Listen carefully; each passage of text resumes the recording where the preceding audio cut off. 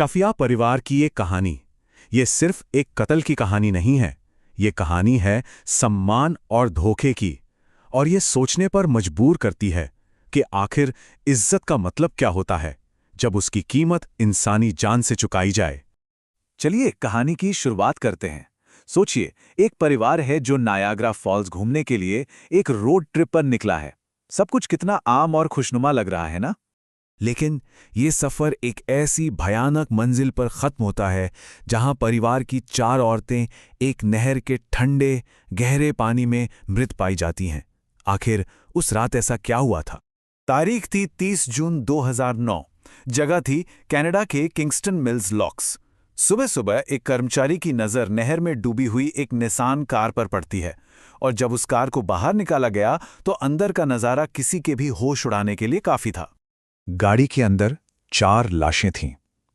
19 साल की ज़ैनब शफिया, उसकी छोटी बहनें 17 साल की सहार और सिर्फ 13 साल की गीती। उनके साथ थी 52 साल की रोना आमिर मोहम्मद, जिन्हें वो अपनी आंटी मानती थीं। अब कहानी में पुलिस की एंट्री होती है।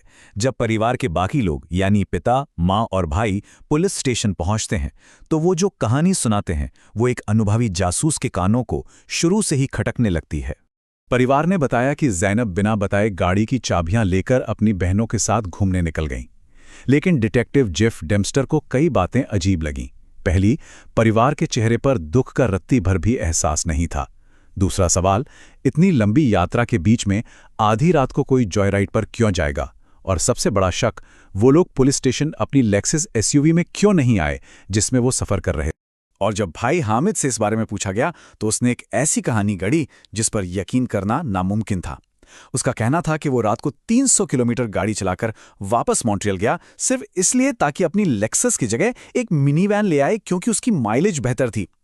पुलिस के लिए ये कहानी हजम करना नामुमकिन था।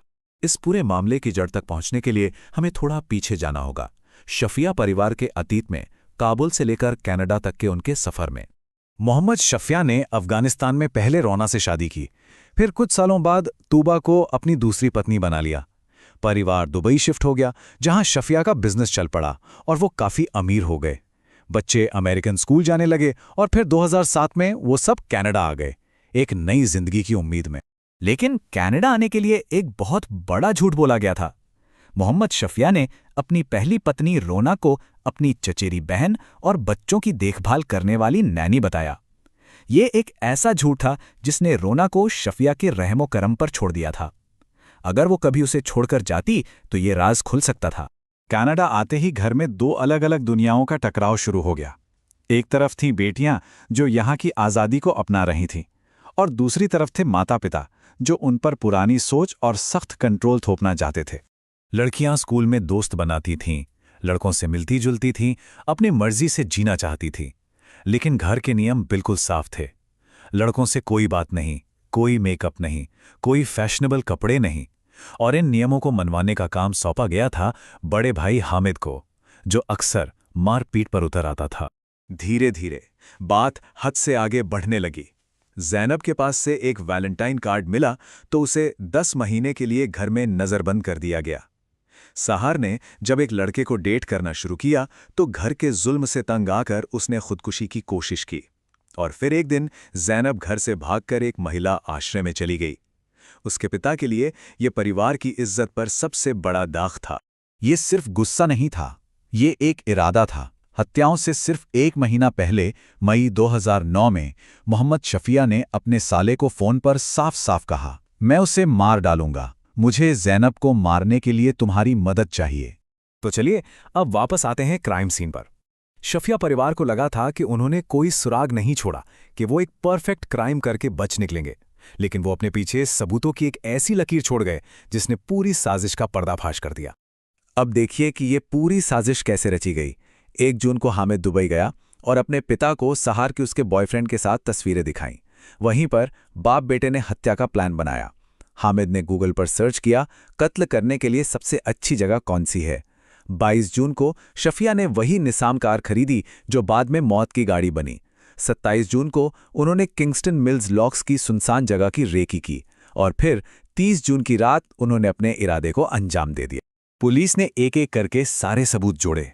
क्राइम सीन पर लेक्सस की हेडलाइट के टूटे हुए टुकड़े मिले, जो साबित कर रहे थे कि लेक्सस ने ही निसान को धक्का दिया था। हामिद का सेलफोन डेटा बता रहा था कि वो मॉन्ट्रियल में नहीं बल्कि क्राइम सीन के पास ही था।